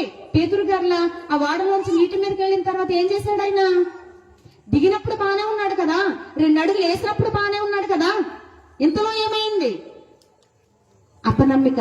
క్రైస్తవ్యంలోనూ ఆల్రెడీ బాప్తీసం తీసుకుని సంఘ సభ్యత్వాన్ని పొందుకున్న మనకి కూడా ఇదే అనుమానం ఉంటే, మరి క్రైస్తవ్యం వెలుపల ఉన్న వారిని ఏ నమ్మకంతో తీసుకొస్తావు నువ్వు? ఏ నమ్మకంతో తీసుకొస్తామండి మనం? నీకు జరిగిందా అని అడుగుతారు నిన్ను. అప్పుడు నువ్వేం చెప్పాలి? నేను నమ్మలేదుగా. ఇదేనా మన సమాధానం? నమ్మితే నా మహిమను చూస్తామని ఆయన చెబుతుంటే, నమ్మి నా దగ్గరకు వస్తే నీకు ఏ గాయమైన నేను కట్టేస్తానంటే, ఏది మన నమ్మిక? ఏది మన విశ్వాసం? క్రైస్తవులుగా ఉన్న మనం కూడా అపనమ్మికతోనే ఆయనను వెంబడిస్తున్నాము కాబట్టే కార్యాలను చూడలేకపోతున్నామండి. కార్యాలను చూడలేకపోతున్నాం. చూడండి, ఇలాంటి ఒక కార్యం మన జీవితంలో జరుగుతుందా అంటే, ఒకవేళ చనిపోయి మనకి తిరిగి ఇవ్వలేకపోవచ్చేమో గాని మనకు ఒక నిరీక్షణ ఇస్తున్నాడు. ఏంటో తెలుసా? ఒక్కసారి యోహాను సువార్తకు రండి. యోహాను సువార్త మార్త గారు కూడా అదే అనుమానంతో అడుగుతుంది లాజరు చనిపోయినప్పుడు. మార్త గారు ఆయన చెబుతున్న మాట ఏంటో తెలుసా? యోహాను సువార్త 11వ అధ్యాయము 26వ వచనం చూడండి ఏమంటున్నాడు. 25 నుంచి చూద్దాం. అందుకు యేసు, పునరుత్థానమును జీవమును నేనే, నా యందు విశ్వాసం ఉంచిన వాడు చనిపోయినను బ్రతుకును, బ్రతికి నా యందు విశ్వాసం ఉంచిన ప్రతి వాడును ఎన్నటికీ చనిపోడు. అసలు ఎప్పటికీ చనిపోమంట. ఎక్కడుంటాం మరి? నిత్యత్వంలో ఆయనతో పాటు ఉండే గొప్ప భాగ్యాన్ని ఏ పెట్టుబడి పెడితే వచ్చేస్తుందో తెలుసా? కేవలం నమ్మితే. కేవలం ఎంత గొప్ప ఆఫర్ దేవుడు మనకిస్తుంటే నమ్మడానికి నొప్పి ఏంటండి మనకి? ఎవరిస్తున్నారండి ఇంత గొప్ప ఆఫరు? నన్ను నమ్మితేనే. ఏమండి, ఒక భర్త పెళ్లి నాటి ప్రమాణాలతో భార్యతో కాపురం చేస్తున్నాడా? ఆనాటి ప్రమాణాలు కాలక్రమేణా ఏమైపోతున్నాయో తెలుసా? కాలంతో పాటే గాలిలో కలిసిపోతున్నాయి. అవునా కదా? భర్త కానివ్వండి, భార్య కానివ్వండి, చేసిన ప్రమాణాల మీద వాళ్ళు నమ్మడం లేదు, వాళ్ళు నిలబడటం లేదు. కానీ మాట ఇచ్చిన దేవుడు ఎలా ఉన్నాడో తెలుసా? నిన్న, నేడు, రేపు ఎప్పుడూ నిరంతరం ఒకేలా ఉన్నాడు. ఒకే పిలుపునిస్తున్నాడు. ఏమని? రా, నేను నీ గాయాన్ని కడతాను. నీ బాధ ఏదైనా, రోగం తాలూకు బాధ, మరణం తాలూకు గాయమా, లేదా మనుషులు మోసం చేసిన గాయం యొక్క తాలూకు గాయమా నీది? ఏ గాయం నీది? ఏ గాయాన్నైనా సరే నేను కడతాను, నా దగ్గరికి రా అంటే నమ్మలేక, రాలేక, లోకం చీకొడుతున్నా సరే ఆ మనుషుల గుమ్మాల దగ్గరికే వెళ్తామండి. ఒక మనిషి మోసం చేస్తాడండి, మళ్ళీ వెళ్ళి మనిషి చేసిన మోసాన్ని మనిషికే చెప్పుకుంటాం. ఆల్రెడీ ఒక మనిషి వల్ల దెబ్బతిన్నాం కదా, మళ్ళీ మనిషిని ఎందుకు ఆశ్రయిస్తున్నాం? గుర్తొచ్చేయాలి మనకి. మళ్ళీ వెళ్ళి మనిషికి కాదు చెప్పుకోవాల్సింది, నువ్వు దేవునికి చెప్పుకో. ఆల్రెడీ మనిషి దగ్గర మోసపోయాం కదా, మరి మళ్ళీ ఇంకో మనిషిని నువ్వు ఎలా ఆశ్రయించగలుగుతున్నావు అంటే బుద్ధి రాలేదు మనకి. ఆ మనిషి మోసం చేశాడన్న గ్రహింపు లేదు. అజ్ఞానంతో వీడు చేసిన మోసాన్ని ఇంకొకరితో పంచుకుంటూ వీడు ఇద్దరు మనుషులే కదా అన్న వాస్తవాన్ని మర్చిపోయి దేవుణ్ణి విడిచిపెట్టేసి ఏ మనుషులైతే త్రోసిపుచ్చుతున్నారో అదే మనిషి కాళ్ళ దగ్గరికి మనం వెళుతున్నాము అని అంటే దేవుని పిలుపులో ఉన్నటువంటి మాధుర్యం మనకి ఏమర్థమైంది? ఇంత గొప్ప పిలుపు నాకు తెలిసి ప్రపంచంలో ఏ విశ్వాసాల్లోని ఉండదండి. నాకు తెలిసి మీకుంటే చెప్పండి.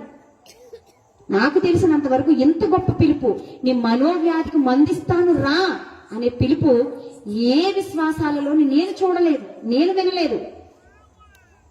ఇంత గొప్ప పిలుపుని మనం నిర్లక్ష్యం చేస్తే ప్రియులారా, రేపొద్దున్న చనిపోయిన తర్వాత మనకు బ్రతుకుందంటారా? మనకి ఏమండి? శారీరకంగా ఉన్నటువంటి రోగాన్ని మనోవ్యాధి చేత బాధపడుతున్నటువంటి వారిని మనం చూసాం.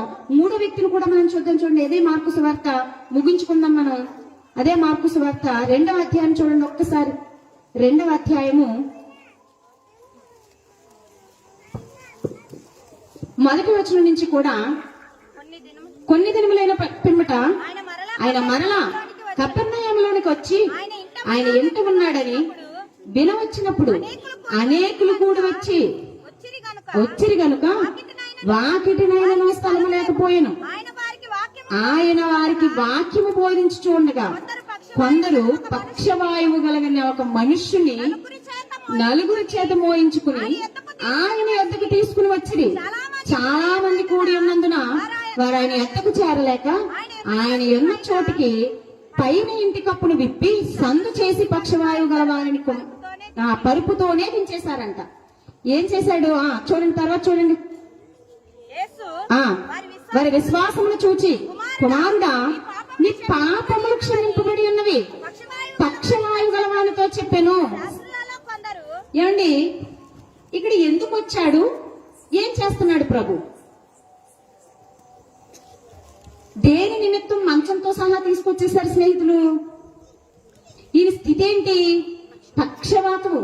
నలుగురు వ్యక్తులు లేనిదే, ఒక మనిషి సహాయం లేనిదే మంచం దిగలేనటువంటి ఒక దౌర్భాగ్యమైన పరిస్థితి.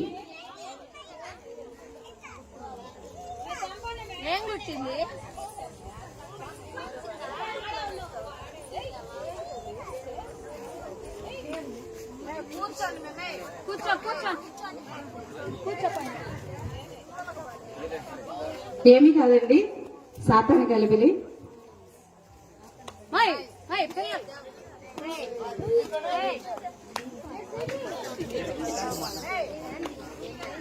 పక్షవాతం కలిగిన వ్యక్తి దేని నిమిత్తం స్నేహితులు తీసుకొచ్చి ప్రభు అయిన యేసుక్రీస్తు ఎదుట పెట్టారు. ప్రభు అయిన యేసుక్రీస్తు వారు ఏమి చూస్తున్నారు అక్కడ అని అంటే, రోగంతో వచ్చిన వ్యక్తిని, రోగం కదండి స్వస్థత చేయాలి. ఇక చాలమ్మా, దాని విషయాన్ని పక్కన పెట్టేయండి. ఇలా వచ్చేయండి. పక్షవాయువు కలిగిన వ్యక్తిని నలుగురు స్నేహితులు మోసుకుని వచ్చారు. ఆయన యొక్క దౌర్భాగ్యమైన స్థితి ఏంటి అంటే, నలుగురు ఉంటే తప్ప మంచం దిగలేన దౌర్భాగ్యమైన స్థితి నుంచి విడుదల కల్పించాలనుకున్నారు స్నేహితులు. అవునా? అందుకే ఆయన దగ్గరకు వచ్చేసరికంట గుమ్మంలోనికి కూడా వెళ్ళడానికి అవకాశం లేకపోతే ఎక్కడి నుంచి దించేశారంట ఆయన్ని? పై కప్పు విప్పి మరీ ఆయన ముందు పెట్టారు ఆయన్ని. రోగం కోసం కదా వచ్చాడు. మరి రోగానికి స్వస్థత తర్వాత చేస్తూ ముందు ఏమి ఉచ్చరిస్తున్నాడు ఆయన? చూడండి ఒక్కసారి 5వ వచనం చూడండి. యేసు వారి విశ్వాసమును చూచి, కుమారుడా నీ పాపములు క్షమింపబడి ఉన్నవి. ఏముంది ఈయనలో? రోగము కంటే ముందు దేనిని చూస్తున్నాడు దేవుడు? నేను అదే చెప్తున్నా. ఈయన యొక్క మనోవేదన ఏంటి? ఏ పాపాన్ని బట్టి ఈ రోగాన్ని అనుభవిస్తున్నాడో, ఏ పాపం చేస్తే నాకు ఈ రోగం వచ్చింది అని మనోవేదనకు గురవుతున్నాడో ఎవరు గ్రహించారంట? నలుగురు స్నేహితులు తీసుకొచ్చారు కదా. ఈ నలుగురు స్నేహితులు చూసిందేంటి? పైనున్న పక్షవాతాన్నే చూస్తున్నారు వీళ్ళు. ఈ స్నేహితులు పైనున్న పక్షవాతాన్ని చూసి ఏమనుకుంటున్నారు, ఈ రోగం నుండి వీడికి విడుదల కావాలి, వాడి పనులు వాడు చేసుకోవాలి, ఎదుటి మనిషి మీద ఆధారపడకూడదు. ప్రభువైన యేసుక్రీస్తు వారిని ముట్టిన స్వస్థతలు అద్భుతాలు బోల్డ్ చూసాం కదా, ఈ వ్యక్తిని తీసుకెళ్లి ఆయన దగ్గర పెడదాం, ఈ శారీరక సంబంధమైనటువంటి వ్యాధి నుండి విడుదల కలిగిద్దాం అనుకున్నారండి. కానీ ప్రభు అయిన యేసుక్రీస్తు వారు మంచానికే పరిమితమైపోయాడు. నలుగురు మనుషులు లేనిదే నడవలేని దౌర్భాగ్యమైన స్థితిని కలిగి ఉన్న ఈ వ్యక్తికి మనోవేదనతో దేనితో బాధపడుతున్నాడని గ్రహించాడు. పాపముంది. పాపాన్ని బట్టి కూడా ఏమొచ్చింది అని ముందు మాట్లాడుకున్నాం. ముందు ఏం చేశాడు, వ్యాధికి కారణమైన పాపాన్ని తీసేసి తర్వాత వ్యాధిని ఏం చేశాడండి, స్వస్థత కలిగించాడు. ఏమండి, రోగాలను మనోవ్యాధుల్లో అది తీసేసి ఆయన దేనిని కూడా తీసేయగలడు, పాపాన్ని కూడా తీసివేయగలిగిన సామర్థ్యము కలిగిన వాడు మన ప్రభు. పాపాన్ని కూడా తొలగించగలిగినటువంటి ఇక ఈ మందు ఎవ్వరూ వేయలేనిది అదే కదా. సిలువలో మన కోసం ఏం చేశాడు, పాపానికి మరణం జీతమైతే ఆ మరణం మన వరకు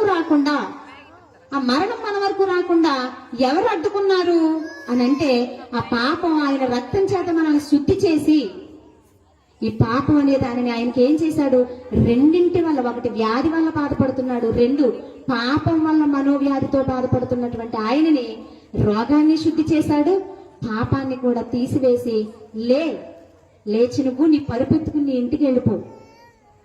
ఎవరిస్తారు చెప్పండి, ఇంతటి రూపాయి పెట్టుబడి లేకుండా ఎవరి విశ్వాసాన్ని చూసి చేశాడంట, మోసుకొచ్చినటువంటి నలుగురు విశ్వాసాన్ని చూసి, మేబీ అప్పటికి ప్రభు గురించి ఈ వ్యాధితో బాధపడుతున్న అతనికి తెలియదేమో, అందుకే పాపాన్ని కూడా తీస్తున్నాడు.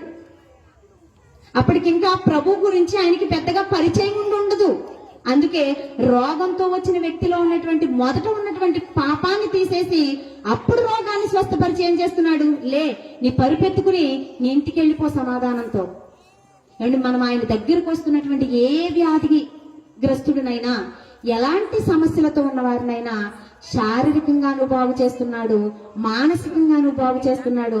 ఇట్ ద సేమ్ టైం పాపాలను కూడా తొలగించి ప్రతి చింత నుండి కూడా విడుదలను కలిగజేసి నిశ్చింతమైన జీవితాన్ని, నిబ్బరమైన జీవితాన్ని, చింత అనేది లేనటువంటి జీవితాన్ని ఎక్కడికి వచ్చిన తర్వాత వాళ్ళు పొందుకుంటున్నారు, ప్రభువును దర్శించిన తర్వాత పొందుకుంటున్నారండి. అంత క్రితం వరకు వాళ్ళు ఎలా ఉన్నారు, ఇదిగో ఇప్పుడు మనం అనుకున్నామే ప్లాస్టిక్ నవ్వులని. హృదయపూర్వకంగా ఎవరైనా నవ్వుకుంటున్నారా అనంటే, నలుగురితో ఉంటే నవ్వుకోవడం, ఒంటరిగా ఉంటే ఏడవడం అనే బ్రతుకులలోకి వెళ్ళిపోయిన మన జీవితాలు ఇవాళ వీళ్ళందరి జీవితాలను బట్టి ఆయన మనకి ఇస్తున్న పిలుపు ఏంటి అంటే, ఇదిగో నేను నీ గాయాలను కడతాను. అది ఏ తాలూకు గాయమైనా నువ్వు పాపం చేసిన. చూడండి, దావీదు గారు కూడా పాపం గురించి మాట్లాడుతూ ఎలా మాట్లాడతాడో చూడండి. మనోవేదనకు గురైపోతున్న దావీదు గారు తెలుసు మనకి ఏ విషయంలో ఆయన పాపం చేశారో మనకు తెలుసు. కీర్తనల గ్రంథము 38వ అధ్యాయంలో కీర్తనల గ్రంథము పాపం ఎంత తీవ్రమైన పరిస్థితికి మనిషిని తీసుకెళ్లిపోతుందో దావీదు గారి మాటలు వింటే మనకు అర్థమైపోతుందండి. పాపమే కదా మనల్ని ఏం చేస్తుందిలే అని మనం అనుకుంటే చాలా తప్పు ప్రియులారా, పొరపడినట్టే మనం. చూడండి ఏమంటున్నాడు, 38వ అధ్యాయం కీర్తనల గ్రంథము 4వ వచనం నుంచి చూడండి. నా పాపములు బట్టి నా ఎముకలలో ఏం లేదు, స్వస్థత లేదు. నా దోషములు నా తల మీదుగా పొర్లి ఉన్నవి. నేను మోయలేని బరువు వలె అవి నా మీద మోపబడి ఉన్నవి. నా మూర్ఖత వలన కలిగిన నా గాయములు దేనితో పోలుస్తున్నాడండి, పాపం తాలూకు యొక్క గాయాన్ని గాయంతో పోలుస్తూ పాపం చేశాను. ఎలా ఉందంట గాయం, నా గాయములు దుర్వాసన గలవై స్రవిస్తున్నాయి. పాపము చేసినటువంటి గాయంలోనంట స్రవిస్తుందంటే ఏమి స్రవిస్తుంది, రక్తము స్రవిస్తుందంట. పాపం వలన ఆయన హృదయానికైన గాయంగా దెబ్బతో పోలుస్తూ దానిలో నుంచి ఏమి స్రవిస్తుంది, రక్తము స్రవిస్తుంది అని నేను చెబుతూ, నేను మోయలేని భారంగా ఉన్నది, నా మీదది మోపబడి ఉన్నది. ఆ పాపం దేని వలనో తెలుసా, నా మూర్ఖత వలన నేను చేశాను. నాకు తెలుసు ధర్మశాస్త్రం, వ్యభిచరించకూడదని నాకు తెలుసు, నరహత్య చేయకూడదని నాకు తెలుసు. మరి నేనేం చేశాను, తెలిసే నేను పాపం చేశాను. ఆ పాపం వలన నా హృదయానికి ఏమైంది? గాయమైంది. ఆ గాయములోంచి ఏమొస్తుంది? రక్తము స్రవిస్తుంది. రక్తము స్రవిస్తుంది అని అంటూ చూడండి ఏమంటున్నాడు, నా గాయములు దుర్వాసన గలవై స్రవించుచూ ఉన్నవి, నేను శ్రమ చేత మిక్కిలి కృంగిపోయి ఉన్నాను, దినమెల్లా దుఃఖాక్రాంతుడనే సంచరించుచున్నాను, నా నడుము నా పాపముతో నిండి నా శరీరంలో ఆరోగ్యమే లేదు. ఏమిటి? పాపం వలన శరీరానికి కుదురలేదు, మనసుకి కుదురలేదు. చూసారా దావీదు గారు ఎంత చక్కగా వర్ణించి ఆయన బాధను మనతో ఎలా వ్యక్తపరుస్తున్నాడో. ఇలాంటి ఒక దుర్భరమైన పరిస్థితి పాపం వలన నిజంగానండి. ఒక పాపం చేసేసిన తర్వాత మన సహోదరులకు గాని కుటుంబ సభ్యులకు గాని చెప్పుకోలేక సతమతమైపోతున్న వాళ్ళు ఎంతో మంది ఉన్నారు ప్రియులారా. చెప్పుకోలేరు, ఒప్పుకోలేం. కానీ అలాంటి ఒక రహస్యమైన పాపాన్ని ఒకవేళ మనం చేసి ఉంటే అలాంటి వారికి కూడా దేవుడిస్తున్న పిలుపు ఏంటో తెలుసా? నా దగ్గరికి రా, నేనేమిస్తాను? గాయాన్ని కట్టి నీకు నెమ్మదినిస్తాను. నీ మనసును చెదరగొట్టుకోకు, చచ్చిపోదామన్న ఆలోచనలోకి నువ్వు వెళ్ళిపోకు. ఏమండి? పశ్చాత్తాపంతో 51వ కీర్తన రాస్తాడు దావీదు గారు. ఏమైపోయిందంటాడు?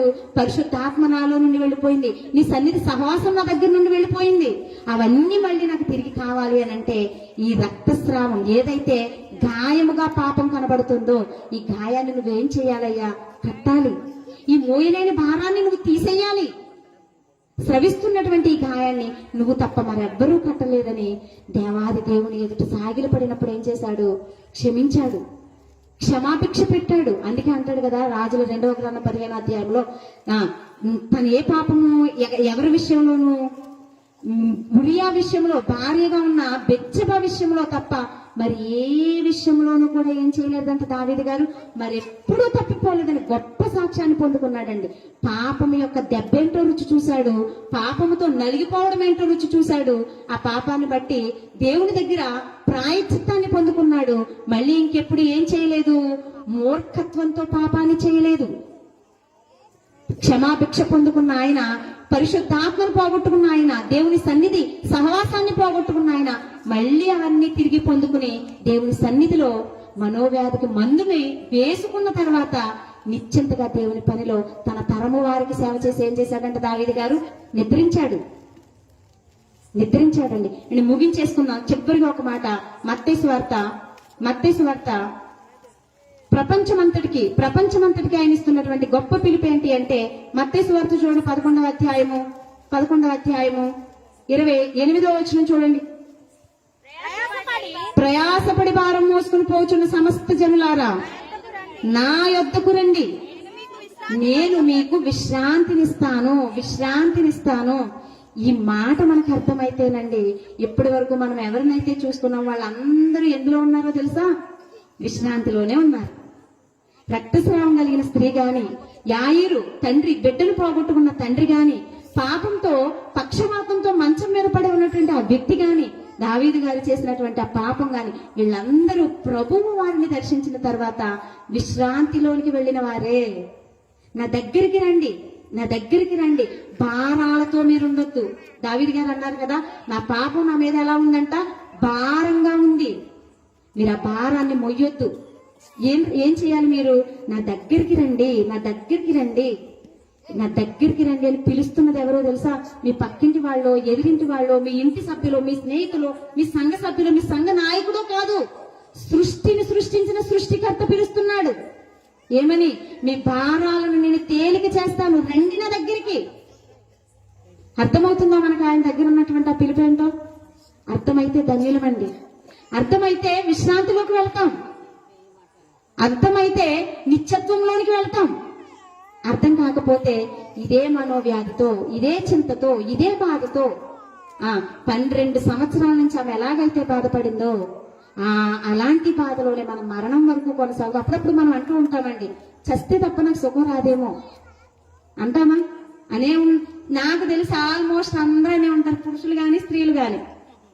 చస్తే తప్ప నాకు సుఖం రాదేమో. తెలుసు అంటున్నామో తెలియకంటున్నామో నాకు తెలియదు కానీ ఆ మాట నిజంగా అదే చెప్తున్నాడండి. మీరు ప్రయాసతో భారాన్ని మోసుకున్న పోతున్న సమస్తమైన జనులారా, మీరు ఎవరైనా సరే నా దగ్గరికి రండి, నేనేం చేస్తాను? మిమ్మల్ని విశ్రాంతిలోనికి నడిపిస్తాను. ఈ పిలుపు మనకు అర్థమైతేనండి చాలా చాలా చాలా ధన్యులు. అర్థం చేసుకునే ప్రయత్నం చేద్దాం. దేవుడు ఆదరించినటువంటి ప్రతి వ్యక్తిని జ్ఞాపకం చేసుకుందాం అన్నదేమో. వాళ్ళు పొందుకున్నటువంటి నెమ్మది ఏదైతే ఉందో, వాళ్ళు నిజంగానండి యాయీరు కుమార్తె యొక్క బిడ్డను బ్రతికించి ఆయన చేతుల్లో పెట్టేసిన తర్వాత ఎలా నవ్వుంటాడు ఆయన? ప్లాస్టిక్ నవ్వులు ఉండవండి ప్రభువును ఆశించిన వారికి, ఆశ్రయించిన వారికి. ప్లాస్టిక్ నవ్వులు ఉండవు. హార్ట్ ఫుల్ గా నవ్వుకుంటారు, హార్ట్ ఫుల్ గా నవ్వుకుంటారు. ఎదురుగా పలకరిస్తే పలకరింపు బాగోదు కదా, నవ్వేసి వెళ్ళిపోం. దేవుని కృపను బట్టి, దేవుని దయను బట్టి నేను ఎలా ఉన్నానో తెలుసా? చాలా బాగున్నాను. ఎందుకు? నా భారాన్ని మోసేదాయన, నా భారాన్ని తీసేసేదాయన. నేను ఎందుకు అంత నిశ్చింతగా ఉండగలుగుతున్నాను అని అంటే, నా భారాన్ని మోసేదాయన, మోస్తున్నదాయన. ఆల్రెడీ మోస్తున్నాడండి మన భారాన్ని. అందుకే నా దగ్గరికి రండి. కింద చూడండి, అదే మాట అంటాడు 11:28 కింద చూడండి. సాత్వికుడును దీన మనస్సు గలవాడను గనుక మీ మీద నా కాడి ఎత్తుకుని నా యొద్ద నేర్చుకునుడి, మీ ప్రాణాలకు విశ్రాంతి దొరుకుతుంది. ఏలయనగా నా కాడి సులువు, నా భారము తేలికగా ఉన్నది. మనమేమంటామో తెలుసా? నీకేం అర్థమైందయ్యా? మా బాధ మేమే మోసుకుంటాం, మా బరువు మేమే మోసుకుంటాం, మేము ఎవరికి ఇవ్వం. ఎంత మూర్ఖత్వం అండి మనది! ఎంత అమాయకత్వం! మూర్ఖులు అనుకోవాలా, అమాయకులు అనుకోవాలా, తెలివి తక్కువ అనుకోవాలా, అజ్ఞానులు అనుకోవాలా? ఏమనుకోవాలి మన గురించి? నీ తల్లి గాని, నీ తండ్రి గాని నీ బ్రతుకుని నేను మోస్తానని ఎప్పుడైనా పిలిపించారా నీకు? నీ తోబుట్టువులు చెప్పారా, ఒరే నీ అప్పులన్నీ నేను కొట్టేస్తాను రా, నా దగ్గర ఉండు, నువ్వు అసలు వస్తే భయం, నువ్వు అప్పుల్లో ఉన్నావు అంటే వీడి భారం నేను ఎక్కడ మొయ్యాలో అని. ఎవ్వరూ ఇవ్వనటువంటి గొప్ప పిలుపు ఈ రోజు బైబిల్ దేవుడు ఇస్తున్నాడు. సంగమా, ఒకసారి ఆలోచించి దృష్టి పెట్టు.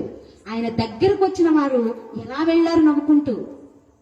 ఏ బాధతో ఆయన పాదాల దగ్గరికి వచ్చారు? వెళ్ళేటప్పుడు ఎలా వెళ్లారు ఆయన దగ్గర నుండి? మీరు అంత సంతోషంగా ఉండాలి అని అంటే పెట్టవలసిన పెట్టుబడి మళ్ళీ చెప్తున్నాను, నమ్మండి అంతే. ఆయన నువ్వు చెయ్యగలవయ్యా. ఎలాంటి కార్యమైనా, ఏ తాలూకు గాయమైనా, అది పాపమైనా, రోగమైనా, మరణమైనా, అది ఏదైనా సరే నువ్వేం చేయగలవో తెలుసా? నెమ్మది నాకు ప్రసాదించగలిగిన సమర్థుడవు. నా పాపం కోసమే మరణించావు కదయ్యా, అలాంటి చిన్న చిన్నవి నువ్వు చేయగలవా? ఏంటి సమర్థుడు కాదా మన దేవుడు?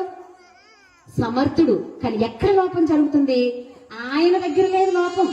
మరి ఎవరి దగ్గర ఉంది? నమ్మే విషయంలో మన దగ్గరే ఉంది లోపం. నమ్ముదామండి, హార్ట్ఫుల్ గా నమ్ముదాం, హార్ట్ఫుల్ గా నవ్వుకుందాం. ప్లాస్టిక్ నవ్వులు వద్దు మనకి, ప్లాస్టిక్ జీవితాలు వద్దు మనకి.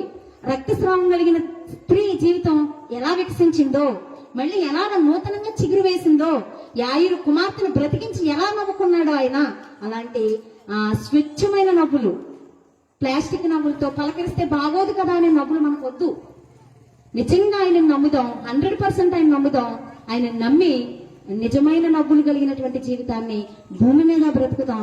ఆయన ఇస్తానన్న నిత్యత్వంలో కూడా అందరం కలిసి ఆయనతో నవ్వుకుంటూ సంతోషంగా, కన్నీరు లేని లోకం, ఆకలి దప్పులు లేని ఆ లోకంలో అందరం అలా ఉండాలని నేను ఆశిస్తూ నా మాటలు ముగిస్తున్నాను.